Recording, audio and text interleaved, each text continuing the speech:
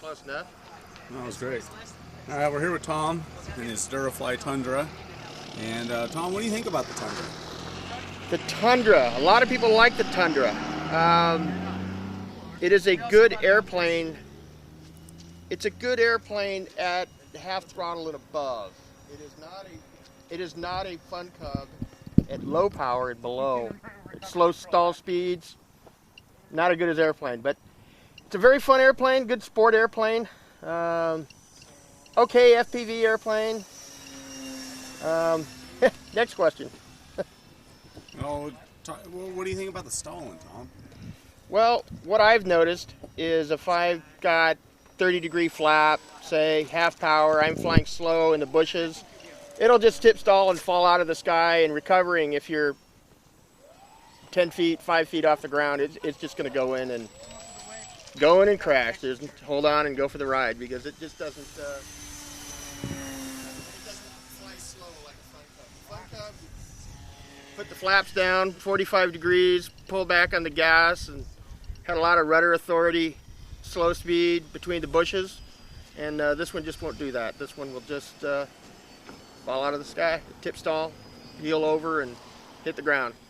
Done it a couple times. So now I've learned that as long as I'm flying it like a Cub, which is what it is, sort of, flies great.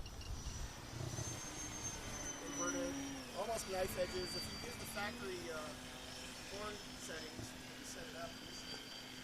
I would say set it up more aggressively. It doesn't like the 3S and its factory settings. It doesn't knife edge real well in my mind. But, what advantage does it have over the FunCub? it's cheaper, smaller, fits in my car. They say the landing gear is better, but mine's starting to, and maybe it's just me, the way I land it pretty hard in some California rock. The front landing gear is beginning to get a little bent. Tail landing gear I've had to take apart and re-glue back together again because it was falling apart. But again, we're out in Southern California where we don't have nice grass runways. We're lucky if we have runways at all. So when you're banging into rocks, you will bend it, and you can fix it.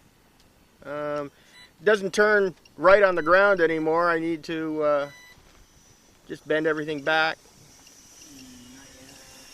But, how's the foam? Considering how many times I've stalled this thing, okay. The build quality seems to be good. I've tried to towel it, but it doesn't really affect it, so I spent quite a lot of props, obviously. Foam is good. Build quality is okay. You know, I've had this thing now for, what, 3 months? I bought it because I wanted an airplane I could just pour out of a box and fly, and it did that while my FunCub is being repaired.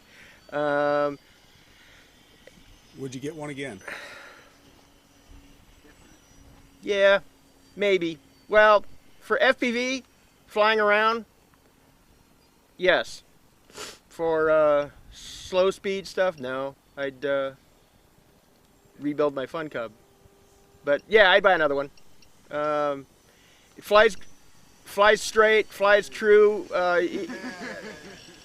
After I put it together, it didn't take any trimming. I mean, if you set it up right to begin with, it flies straight, tracks straight. I guess that's about as good a thing you can say about a foam airplane. Flies about, when it doesn't have FPV gear on it, say 8-10 minutes on a 2200, burned up 2200 3-cell. And speaking of which, I'm going to probably have to land this thing soon because I feel it. Well, let's go ahead and do that. Matter of fact, I'm not going to make it.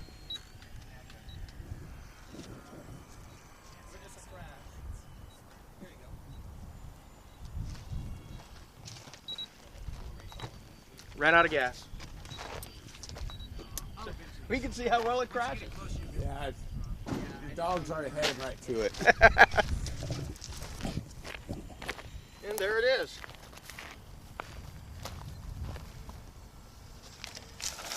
No words for the wear. That's the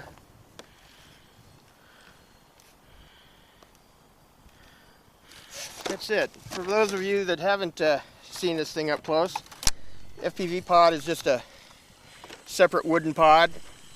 I've just got it controlled with a servo for pan, no tilt. Separate battery, just because I was too lazy to build a harness. One connection for the servo. That's it. Plenty of room.